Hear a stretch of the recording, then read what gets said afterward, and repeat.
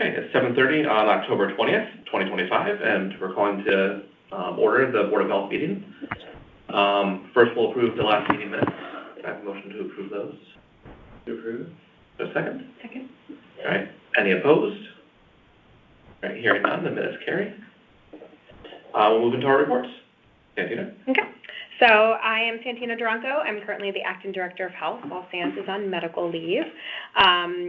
So just to kind of update you guys on a few things, I tried to get the computer to work. Technology has not been my friend today, but maybe that's all why. Because I am a millennial, so you would think that technology, I would know how to work it, but I couldn't get the computer to work.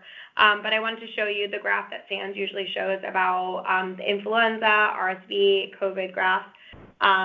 So I was looking at it today, it still seems kind of low. It looks like COVID had a little bit of a hump, but looking at the wastewater data, it is coming down. So, things seem to kind of still be at bay. And speaking of, cold and flu season, thank you all for sharing our flu clinic flyer. So we had the two clinics last week. October 15th and October 16th. We were there from 11 a.m. to 7 p.m. both days, and we saw 885 people. Wow, that's great. So it was good. A lot of families, which we're really excited about. FluMest was extremely popular this year. So just to kind of put it in perspective, last year we ordered 10 doses of FluMest, and we had it until January, all 10 doses. We ordered 10 doses again, and we were out probably within the first 2 hours. Oh, wow. So not sure what happened. Maybe some of our advertisements, we did say we had limited quantities of FluMest. So what we did do is we started like a running list of people who wanted FluMest, because there is about another list of 8 to 10 kids. Julie McCullough, our public health nurse, ordered 20 more doses of FluMest. We actually got an email today saying that it was shipped. So once it's received, she's going to start reaching out to the kids that are on our list, and then we do have some extra available if anyone needs it. Additionally, we had a clinic on October 1st, which was our senior clinic. So it was anyone, but we really advertised it at the Bigelow Senior Center. We offered flu and COVID right in the nick of time. We got our stand-in order signed by Dr. McDonald to offer it literally, 2 minutes before the clinic opened. Yeah. So we're super happy that we were able to offer it. We did 106 flu vaccines, and we did 49 COVID vaccines. And then I was there with my computer making appointments for people who wanted COVID but didn't want to get it that day. And so Julie McCullough has been super busy this week. Next week, she's almost completely booked up with flu and COVID appointments. And then we do have RSV and pneumonia as well. But RSV is for those over the age of 75. Do we offer the high dose for the seniors? Yes. Okay. Mm-hmm. Yep. So we have high dose. We have regular flu. We are starting to run out on high dose, but we'll see kind of how the demand is if we need to order any more. We are also doing homebound visits on a limited basis. So unfortunately, Jen Stefkins was one of our immunization nurse last year from one of the grants that we no longer have. And so she did a lot of homebounds. I think they did about 40 or so homebounds last year, around there. And unfortunately, we just don't have the capacity to do that. So what she is doing, we are compiling a list of people who call, and she is reaching out to some of the folks that she knows are truly homebound that she did last year. So once a week, she's going out and she's doing vaccinations. So that started last week. And then tomorrow, we're doing a flu clinic at Sullivan McKinney. And we are currently just working on entering all of those consent forms into CT-WIZ. So we enter everything into CT-WIZ for adults and for children. And Andrea is going crazy with billing of all of that. Yes. Plugging away. And so this weekend, Emma Sharp and I attended the trunk or treat at Illicit Brewery, which I don't know if anyone's heard about it. It was a huge success. Yeah. We think 1,500, 2,000 people were there. Wow. Insane. Where do they park? There's never any parking down there. crazy. Well, you can go into the, train station. Oh, sure, Yes. yeah. There's like a little path too, I think. And people were definitely parking at Sally, BJ's. by the way, Hey, I was Sally. just going to say I happened to drive by right then, and it was as if there were people. That parking lot was full. A lot of people in the train station, like you said, and then people crossing from BJ's. And I said, "Oh, this must be a trunk or treat," because it was packed. Yeah, and great turnout. We were giving away bike reflectors.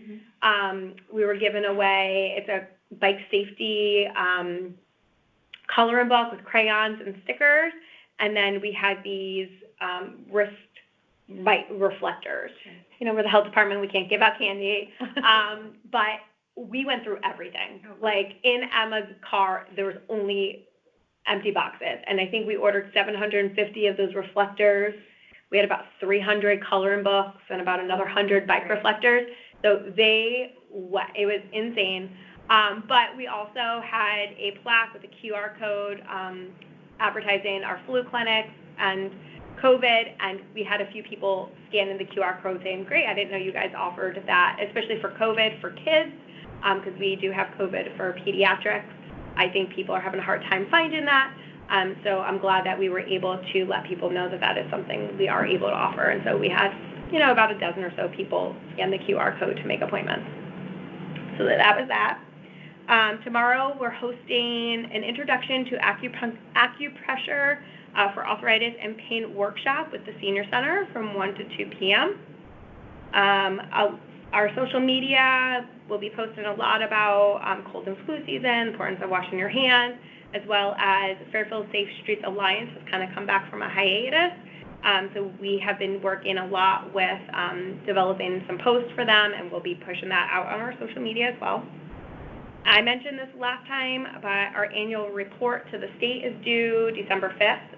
Before Sands went out on leave, Mary Cannon and I met with him, kind of finalized a few things, so we're hoping to submit that within the next few weeks. And then I think I mentioned QPR. Fairfield U had reached out. We have a date set for that, so that's going to be on 11/19. So the nurses at the health center had asked for QPR, so we're excited that we can offer that to them. And then so that's the end for me, but Rob Guerrera, I asked him if there's anything he wanted me to share from the environmental. He just wanted me to let you know that they have had a few overcrowding complaints at Fairfield Beach, 'tis the season. They had about 12 total overcrowding complaints. Out of that 12, they did find one was confirmed to be an overcrowding issue. So they are working on that. And then there has been another college overcrowding issue in the Stratfield area. And we are actually going to a hearing with the state health department next week on that issue. And the staff has been crazy with all of the farmers markets that are going to continue on into the winter time. On the weekends, it's the winter's farmers market starting at the end of the month down in the field. So that's what the staff has been doing. And I think that is it. Any involvement from the department in preparation for like SantaCon this year or anything? Is that coming up fairly soon? Yeah, not that I'm aware of. I will have to check with Rob. He tends to be the liaison to the Fairfield Beach Road Association and the health department, so I will definitely reach out to him and see if there's been any kind of communication there. Any questions for Santina? Hi, Santina, it's Henry Yoon. Can I ask you a question? Sure. Hey, I know it's that time of the year where has there been any talk about preparing for SantaCon? Yeah. Jason just asked that. I will reach out to Rob tomorrow. I'll chat with him about it. Rob is the liaison from the health department to Fairfield Beach Road. I know he's been in those communications in previous years, so no one has mentioned anything to me. So I will reach out. I'll talk to him tomorrow, and then I'll let you guys know. Great, thank you. Sorry for the redundant question. No, not at all. I just really want to make sure I get good seats this year for SantaCon. So you want to get in on that early. Henry, only the best for you. What are they for? That's just brain alcohol. Oh, that's crazy. Continue the real question. The RSV vaccine, we're giving it only to people over the age of 75, not over Correct. 60. Correct, because it asks about pre-existing conditions and all of that stuff, and so just to keep it simple, 75, and so we know, the insurance. And I think we only have 10 doses of it. Yeah. So it's very limited. Yeah, so last year we did go through all 10, but no one called inquiring more, and it is pretty expensive. Right. So this year, again, we said, let's order the 10, and we can always order more, so it's not like things are on short supply. So we did that. And then pneumonia, we have like 6 doses left. I don't know if she's given out any pneumonia. Do you know? I'm aware of. Sarah? I was gonna say, this is a tough one to come to. We overlap so much. I know. I'm like, okay, I'll talk about flu clinics. Here, I'll tell you, the flu clinics, we did have a lot of school nurses working at them, which was really nice. Retired school nurses, substitute school nurses, current school nurses. It was all, that part was really good. I was gonna talk about the homebound visits, but you covered that also. That's also one of my school nurses. It is one of your school nurses. But she was hired last year for the grant. When the grant ran out, I took her. So those have all been really good, though, and we have had a lot. The process for getting the standing orders for COVID, Connecticut was sort of waiting. It was a bit bumpy. We made our own, and Dr. McDonald signed them, so we were good to go with that. I've just been working a lot on organizing some continuing education stuff for the nurses. We're going to purchase a program where there's online ones that can be hard to get to the conferences, to get coverages for nurses going to the conferences, and to stay current. So we're working on that. I'm also working on our Professional Development Day coming up in November. We have part of the day has to go to renewing CPR, and then another part is about nurses' roles in special ed in schools. We have somebody from not the hub, what are we called now? The Catalyst coming and doing Narcan training. I do have a bunch of newer nurses, not new to being nurses, but newer to school nursing. So that's always a good one to go through. Well, like I said, we do have several new nurses. That part has been really nice. We have some that have been previous school nurses and some that are brand new, but their enthusiasm is so nice, how excited they are to be working in the schools has been really nice, and they're coming along really, really well. We also oriented some new subs, which is always an issue of getting enough subs because the good ones take jobs, and then we need more subs, or this year some have had babies, so they're not subbing as much. And then we have 2 new ones orienting starting tomorrow. I'm trying to think if there's anything else major, just some new systems for managing physicals that we've been doing in the schools. I do have some policy changes that I need to come, which is what I was hoping to have ready for today, but I don't. So we'll do it at the next one. Some of it is pulling stuff out of the policy, like this one that I need to bring to you guys has specific dosing for epinephrine, and it says now we have Auvi-Q, and anyway, so it's just sort of putting some of that on that will be per standing orders versus in the policy. But I wanted to go through the whole document and bring it to you guys all at once versus piecemeal. So that's it for me. I could talk about flu vaccine forever too, but that's been a lot of it. Do you want to mention Bonnie? Oh, no. I don't want to mention Bonnie, and I don't even want it to happen. Bonnie Rotelli, our administrative assistant, claims she's resigning as of today to take another full-time job. Very sad.